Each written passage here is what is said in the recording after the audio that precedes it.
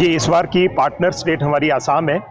आसाम के कल्चर का एक पवेलियन जिसमें हम इस समय खड़े हुए हैं, यहाँ पर आसाम की संस्कृति का दर्शन होगा। पूरा एग्जीबिशन लगाई जा रही है। वहाँ के प्रादेशिक मंच के कलाकार प्रतिदिन 8 दिन तक, क्योंकि माननीय मुख्यमंत्री जी ने पिछले साल ही घोषित कर दिया था कि इस बार से संडे टू संडे 8 दिन का ये आयोजन जो 6 दिन का रहता था, इस बार से 8 दिन का रहेगा। तो ये आसाम की हम पवेलियन में खड़े हुए हैं, इसके बिल्कुल बगल में हरियाणा का पवेलियन है। तो हरियाणा और आसाम की संस्कृति के दर्शन आपको इन पवेलियंस के माध्यम से मिलेंगे, जिसका लोकार्पण माननीय उप राष्ट्रपति जी भारत सरकार 17 तारीख को संध्या काल में करने वाले हैं। इसके साथ ही पुरुषोत्तमपुरा बाग में एक बड़ी एग्जीबिशन DIPR माध्यम से लगी हुई है, जिसमें सरस्वती धरोहर और विभिन्न सरकारी डिपार्टमेंट्स अपनी एग्जीबिशन लगाए हुए हैं।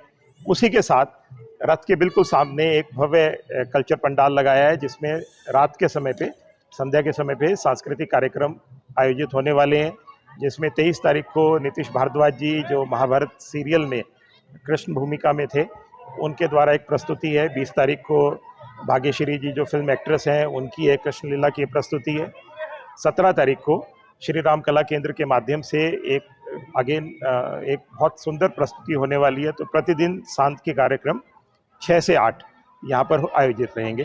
तो हरियाणा का संस्कृति, पंजाब का, कई स्टेटों की संस्कृति यहाँ पर तट पर दिखाई जा रही है और दूर दूर से पर्यटक यहाँ पर पहुँच रहे हैं। जी बिल्कुल, करीबन इस बार अनुमान है कि करीबन 45 लाख दर्शक श्रद्धालु ब्रह्म सरोवर के इस तट पर इन 18 दिनों में पहुँचेंगे और करीबन 350 से ज़्यादा क्राफ्ट्समैन पूरे देश भर से, अलग अलग नेशनल पूरा NZCC और सरस के माध्यम से यहाँ पर पहुँचे हैं। उसके अलावा वेलकम आर्टिस्ट की करीबन 100 से ज़्यादा टीमें और मंचीय कार्यक्रमों की भी करीबन 150 टीमें इन 18 दिनों के अंदर अपनी प्रस्तुति देती आपको दिखेंगी।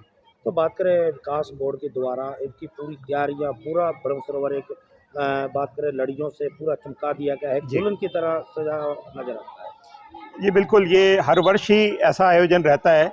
गीतामय कुरुक्षेत्र बने, कुरुक्षेत्र के वासी के माध्यम से गीता का संदेश पूरे विश्व में पहुँचे, यही एक सोच कुरुक्षेत्र विकास बोर्ड की रहती है। इस बार नंदाजी स्मारक में भी एक स्वदेशी मेले का आयोजन किया गया है, क्योंकि हमारे प्रेरक और हमारे स्थापक जो है वो कुरुक्षेत्र विकास बोर्ड के माननीय श्री गुलजारी लाल नंदा जी थे और उन्हीं के तत्वाधान में ये कुरुक्षेत्र विकास बोर्ड 164 तीर्थ जो हमारे 5 डिस्ट्रिक्ट्स में आता है, उनके कल्चर और हेरिटेज का काम देखता है।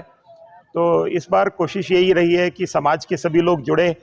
बहुत सारी सामाजिक संस्थाओं ने भी अपनी अपनी एग्जीबिशंस के माध्यम से गीता का प्रचार वो कर रही हैं और अपने अपने सेक्टरों के मंदिरों में भी लोग गीता पाठ, गीता हवन, भागवत कथा इत्यादि धार्मिक अनुष्ठान किए हुए हैं और प्रतिदिन कम से कम 4 संस्थाएं, 2 सेक्टर और 2 बिरादरी की संस्थाएं हमारे आरती में मुख्य यजमान बनकर आती हैं। तो इस तरह से पूरे समाज के जुड़ाव के साथ ही ये गीता महोत्सव 18 दिन का मनाया जाएगा। सुरक्षा को लेके भी व्यापक प्रबंध किए गए हैं। पुलिस प्रशासन जुटा हुआ है दिन रात, उसमें कैमरों से लैस है पूरा परिसर और अलग अलग बैरियर्स लगाकर यातायात के नियमों को भी ध्यान में रखते हुए और अंदर सुरक्षा की दृष्टि से भी, कलाकारों की सुरक्षा की भी और श्रद्धालुओं की सुरक्षा की भी